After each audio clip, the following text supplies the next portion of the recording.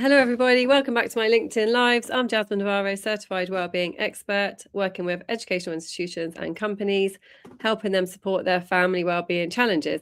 As you know, every week I interview different experts who make a difference. And today I'm super excited to be interviewing Sam. Hi, Sam. Thank you so much for joining us.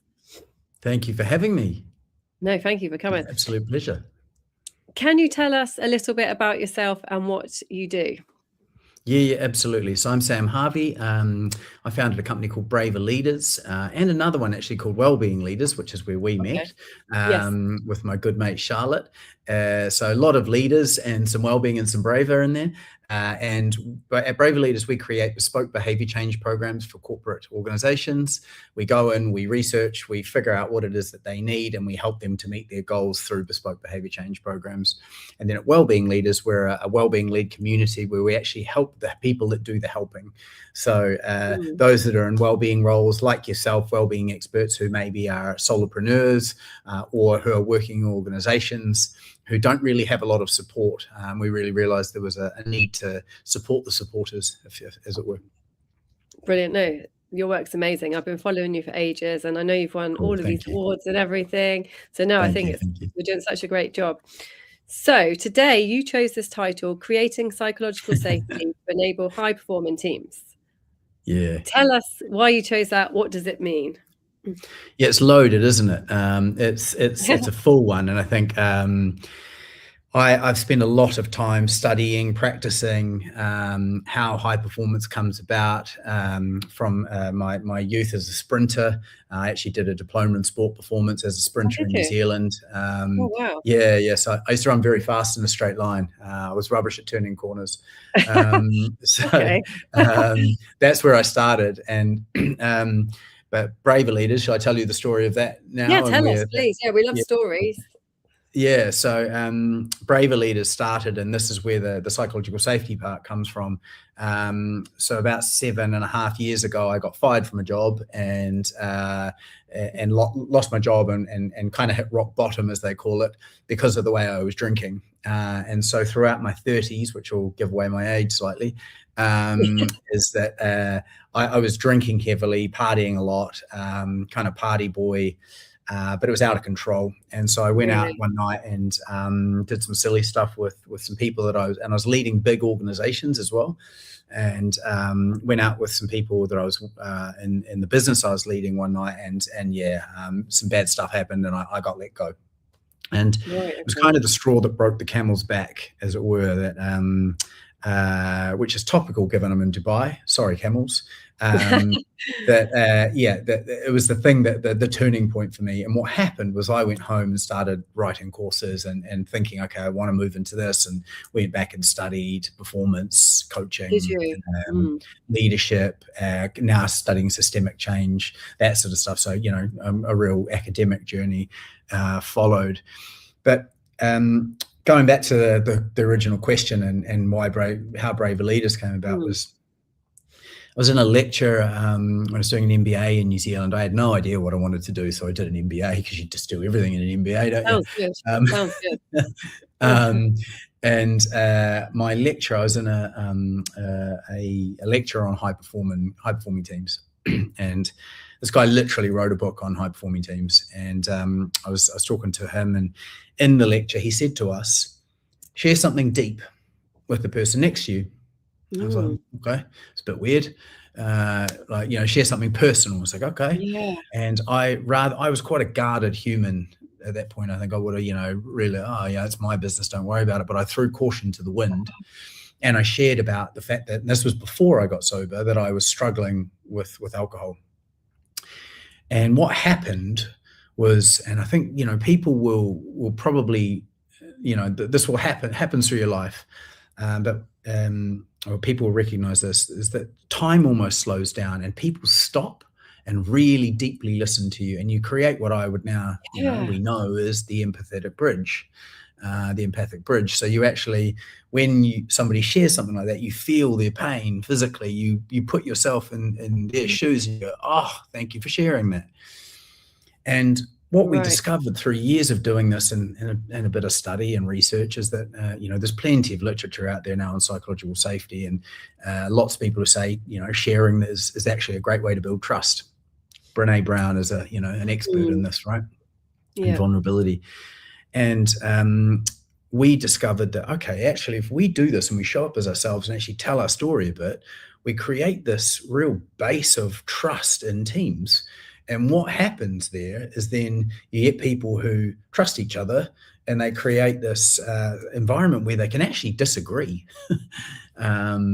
Because actually arguing is inevitable in teams when you spend enough time around people, whether you actually do it head on or you kind of avoid each other. It's inevitable. Conflict is inevitable. And when you've got this trust through this bedrock of actually being yourself, it creates, it's the bedrock in our opinion of high performance. So yeah, I've gone on a bit there. No, it's amazing, and it's thank you for sharing something personal as well, because I think you just relate to people when you know that they're vulnerable as well. It's just thank you so much. We've actually got a question here from YouTube from Sarah. Hi Sarah, how are you doing? She says, okay, straight into this. What are the subtle signs that a team lacks psychological safety even when performance appears strong on the surface? Yeah, it's a good question, Sarah. Thank you. Generally speaking, people will be avoiding, or there'll be signs that people are having conflicts and not dealing with them. So it may be overt or may not be. As I said, that people are kind of turning away from one another. And I think, I guess I would challenge the notion of performance there, because it's, in my opinion, you do see a bit of this, don't you? That the numbers are being hit, but there's no harmony in the team, or there's no actual performance, because harmony actually is the wrong word for that. There's no cohesion where people can disagree well. And when we get this disagreement, this healthy disagreement, where people go, I disagree with you, I like your point, I see it, but I disagree, then you've actually get real diversity of opinion. And so I think to add to that, Sarah, I would say that you've got one voice, or maybe one or two voices that are very powerful in the team, and the others are not being heard. Numbers might be being hit, but they're being carried by one or two people. There's not an even share of numbers or voice, and you get these people starting to gossip behind each other's backs and turn away. That would be my sort of top three there for subtle signs. I love that. No, thanks, Sam.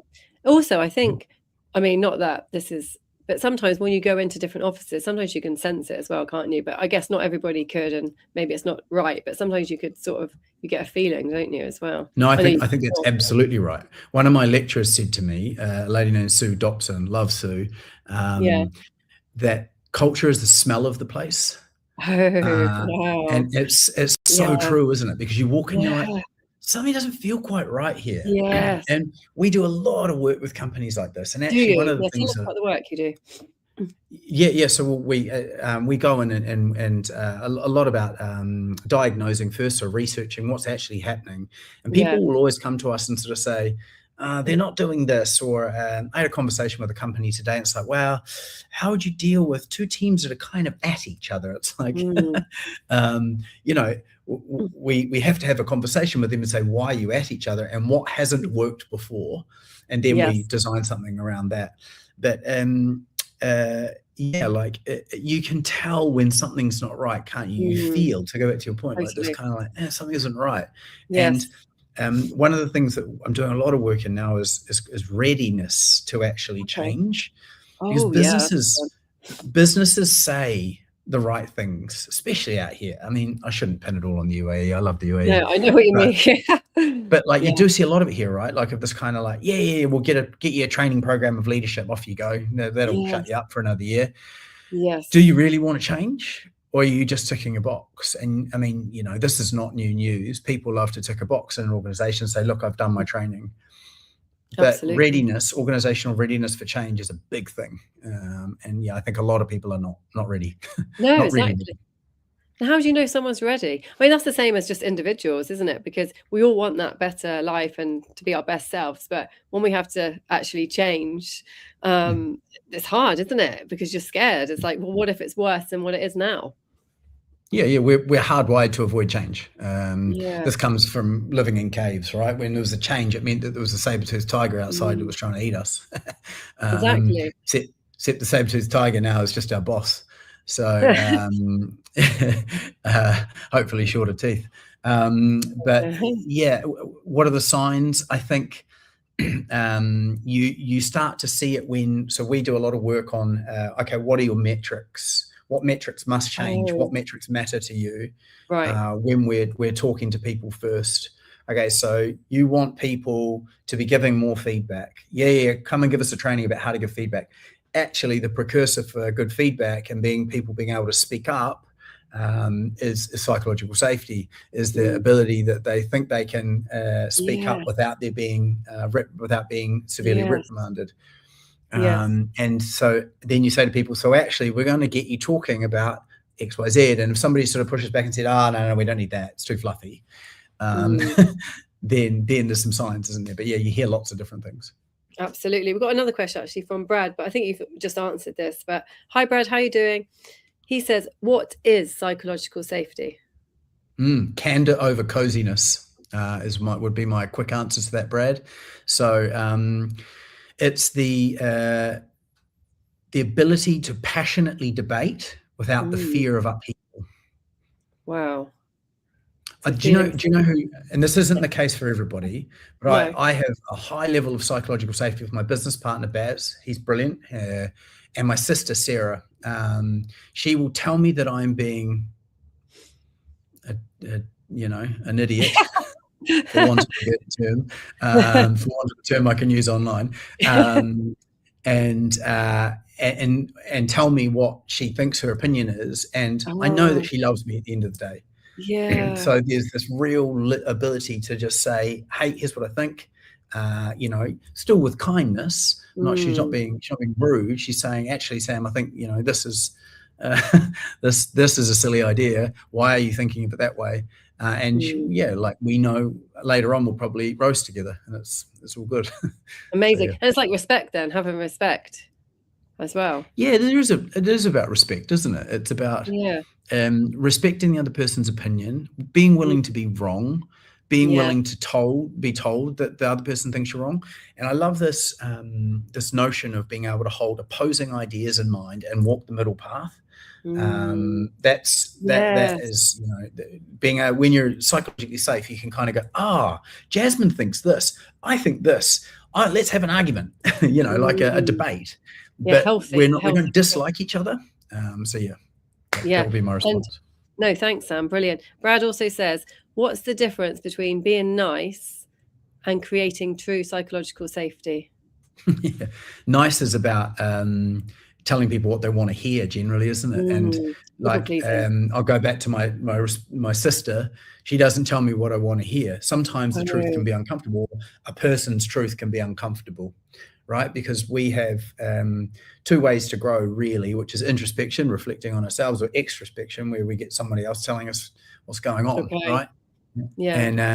And so yeah, I think in order to grow, for things to be the best, and for things to improve, we need to hear others' opinions. And so Mm. niceness. There's a colleague of mine talks about this a lot, Maria. The blockbuster Netflix story. Do you know that? We're basically, Not what sure. Blockbuster was, the video store that you go in and rent your movies on a Oh, Friday oh night. yeah, yeah. I remember those. Yeah.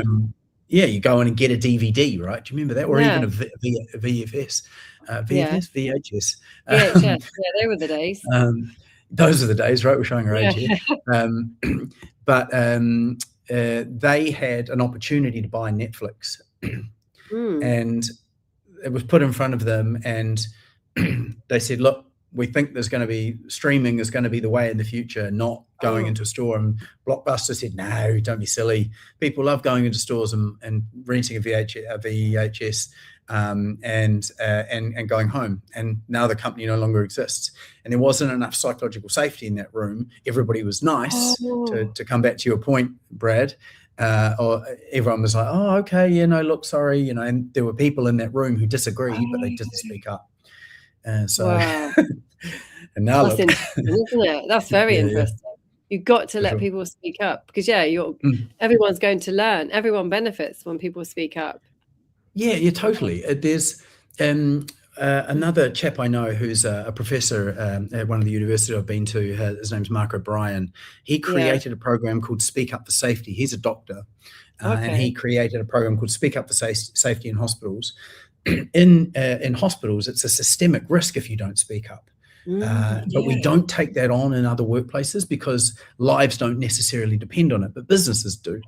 And so we can learn a lot from the healthcare industry on that in terms of how we bring that into businesses.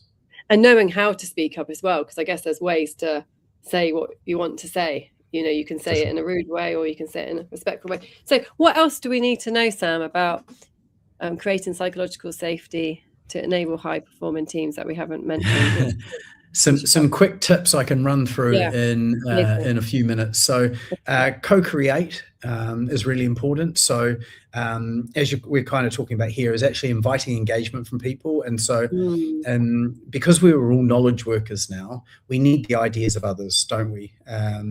We're not all knowledge workers, but a lot of us are knowledge workers. And so there's this need to get the knowledge out. And to assume that just because somebody is in a let's say the person at the front desk, because they're not in a position which carries a C in front of their title, or a VP or whatever, to assume that they don't have good ideas is foolish. So to create this environment, co-create an environment that actually allows people to speak up is really important. So actually being quite intentional with the environment that you create to say, hey, we need your ideas. Tell us more is important. Yes. Responding productively would be the other thing I say. And stop me if I'm going too fast here, because no, it's fine. Yeah. And what do you mean? Yeah, responding productively. Yeah. Respond productively. So people are going to get it wrong, right? People are going to fail, and when we do, it's our duty to actually, as leaders, to respond productively to them, which means rather than we set clear goals for them, and we say we trust you, we give you autonomy, go for it. And when they fail, rather than reprimanding them, saying, okay, what did you learn? What would you do differently next time? And so actually, just kind of just being a good human is the cheat sheet, but saying, hey, how would you do differently? And then the last one I would say is connect. So be vulnerable. Actually know that as a leader, there's no such thing as a complete leader. Everybody has got their every leader is fallible, right? And so there's this fallacy out there. In fact, there's a great article called In Praise of the Incomplete Leader. If anybody wants, it is quite a short read, actually. HBR article, which talks about the fact that we're all fallible. And the sooner we can realize as leaders that we don't have all the answers and that we need those around us, so we ask them to co-create with us. When they screw up, we respond productively. We can really create this place where people bring their ideas and say, I don't agree with you. That would be my 3 quick tips. I love them. We've got another question here from Tom. Hi, Tom. How are you doing? He says, what role does vulnerability from leadership play in high-performing cultures? Yeah. Great question, Tom, and thank you for asking it. I think it's massive. I've built a business on this, Tom, so I will just caveat that I'm extremely biased. But the research says that I'm fairly well backed in the research department that this is what is actually going to create a major difference. It doesn't have to be that you show up and tell your team that you're an alcoholic. Because how much is too have much to be, as well? Yeah, exactly. And Brene Brown talks a bit about that too, about oversharing, right? So vulnerability can be micro vulnerabilities. It can be things like, I don't know, what do you think? Right? Yeah. So if you say that in a team and go, I'm not actually sure, what do you guys think? Or has anyone else got any experience here that might benefit the room? Because I'm drawing a blank. just actually showing up and going, oh, I don't have everything. Hey, here's the time I really screwed this up, and here's what I learned. What can we learn from that? And instead of, Oh wow. I think because we live in this world where everything has to happen now and everything is, urgent. Pressure. There's so much pressure that leaders kind of slip into this role of, okay, I've got the answer, quick, I just need you to do this, which, to be clear, sometimes works. Sometimes we need that leadership style. For example, if the building's on fire and somebody says to you, get out now, listen to them. However, most of the time the building's not on fire and somebody's not dying. So actually, being a little bit vulnerable and saying like those little micro vulnerabilities will really, it will create a place where people feel they can bring their ideas to you, would be my response, Tom. I absolutely love that. Tom said thanks. I've never heard of that term, micro vulnerabilities. I absolutely love that. That is my biggest takeaway now. I mean, that's brilliant, isn't it? Because it's not, because that is the thing. It's like, how vulnerable do you need to be? And it's like you say, you don't have to tell everybody your whole entire life story the day that you meet them, and but just the fact that you've just said that, I think, it's like everything, isn't it? Like there always is a middle ground. It's never just this or that, it can be. And I love that, because basically you're telling people that you're not perfect. I don't know, just saying I don't know.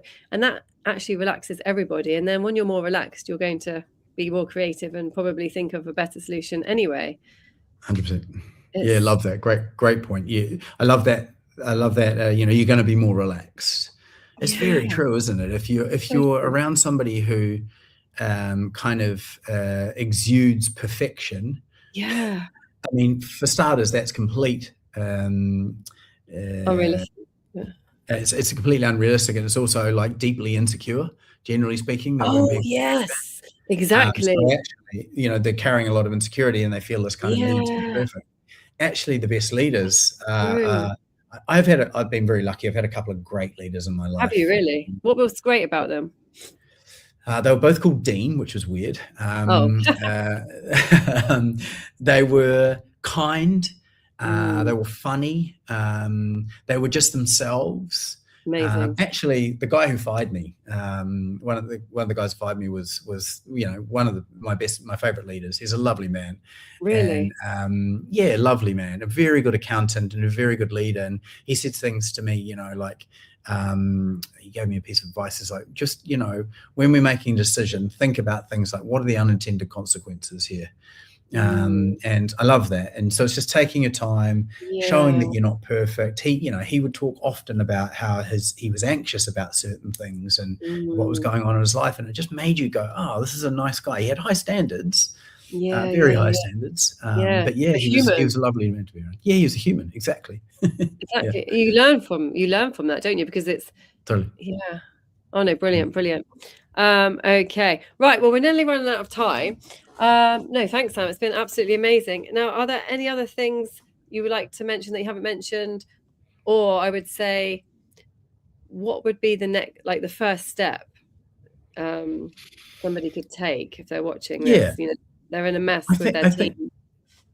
Great question. It can feel a bit daunting, can't it? And I think an easy inroad is to actually create spaces, and maybe it's monthly, where you could do like retrospectives, where you go, okay, so what was supposed to happen, what actually happened, and what could we do differently? And in that, you can create the space that's it's like a learning organization where people go and you can sort of start going, oh, we didn't get that quite right, or I didn't get that quite right. So it's those little micro vulnerabilities again to go, I didn't quite do that well. So start bringing those in and just showing that actually you haven't got it all figured out, because you don't.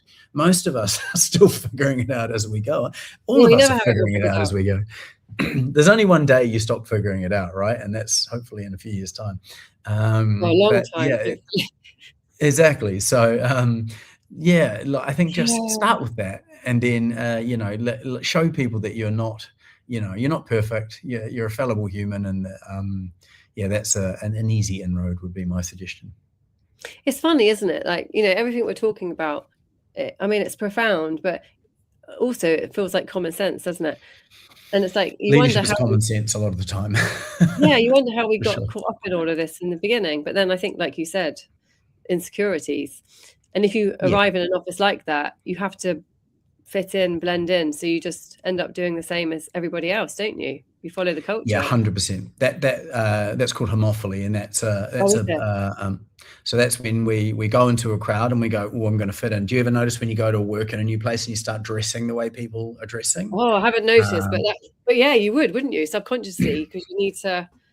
100%. Yeah. The biggest like public display of this is when you're standing at a crosswalk and it's red and somebody walks and everybody walks with them. Oh, totally. I've been that person who's walked as well, and Me too. Me people too. follow me. I was like, "Don't follow me because this is Don't not follow. safe." You're all gonna die.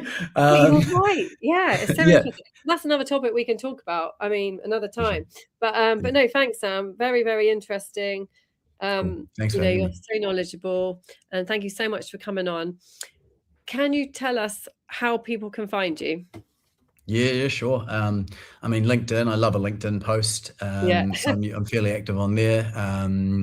Yeah, Sam Harvey, Braver Leaders. I think actually my handle is Team Performance Experts. Love that. So if you search that, or just braverleaders.com, fairly easy to remember. You can also find us on there. So yeah, follow along for the journey. And if you don't like what we're posting, tell me. If you do, tell me as well. Sounds good. Can you put all of those links on the original post so people can just click on it? Of course. That'd be Will amazing. do. Thank you so much, Sam. Thank you, everybody. And I will see you next week.